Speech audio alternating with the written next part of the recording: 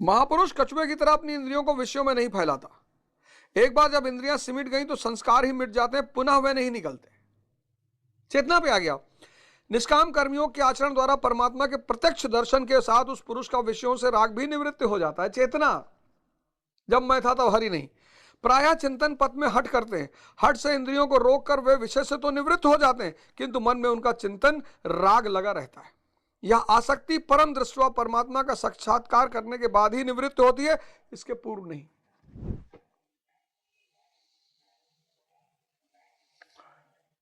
इसके पूर्व नहीं। वो साधना चल रही है, साधना खत्म हुई, आप चैतन्य स्वरूप हो गए, फिर तो सवाल ही नहीं इंद्रियां बाहर भागे। लेकिन चैतन्य स्वरूप होने तक एक कठोर साधना करनी पड़, जागरूक रहना पड़ता है। होश,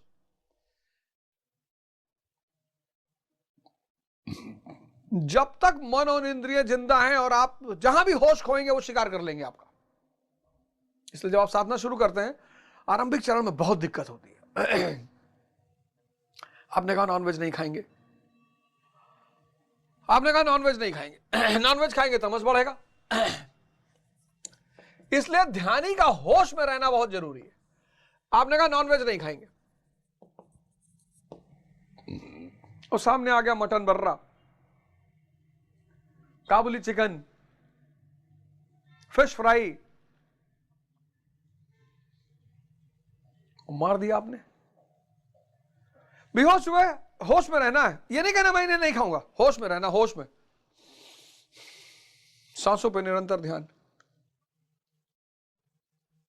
जहां बेहोश हुए मन और इंद्रियां आपका शिकार कर लेंगी।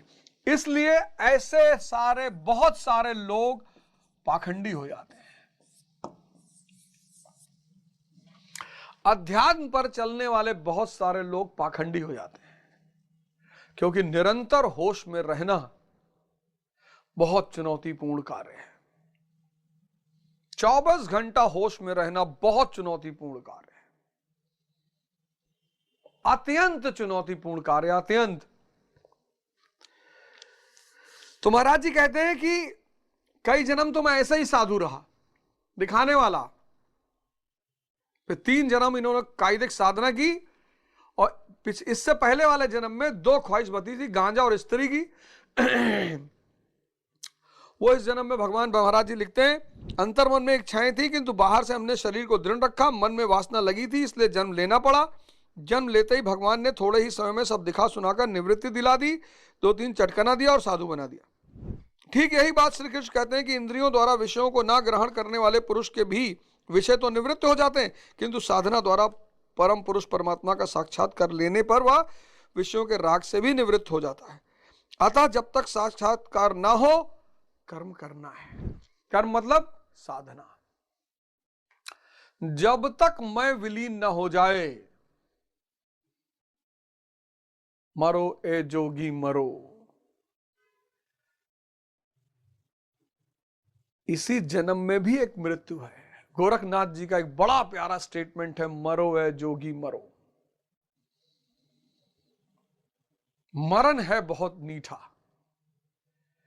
किसका मरना? मैं का।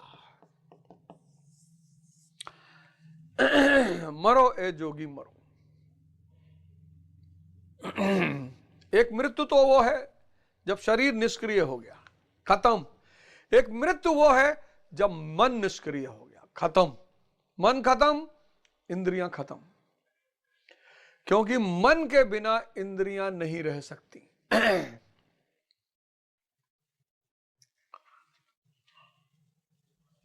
ये डायग्राम बड़ा गौर से देखना। इंद्रियां,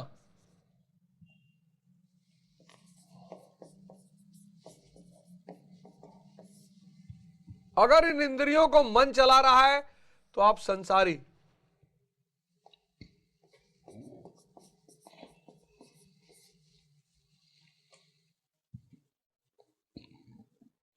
और अगर इन इंद्रियों को चेतना चला रही है तो आप सन्यासी।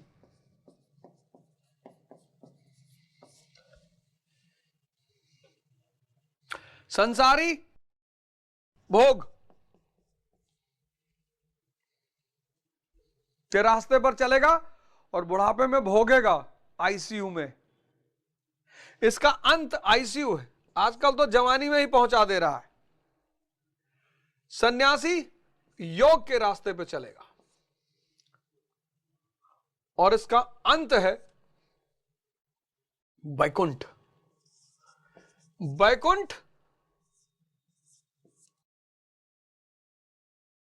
यानी परम आनंद की दशा। दूर उस आकाश की गहराइयों में एक नदी से बह रहे हैं आदि योगी। ये समस्त ब्रह्मांड चेतना है और आपकी बूंद उस ब्रह्मांड रूपी समंदर में गिर जाती है और समस्त ब्रह्मांड रूपी चेतना का हिस्सा हो जाती है। अहम ब्रह्मास्मि। इस यात्रा को पूरा करने का नाम धर्म है।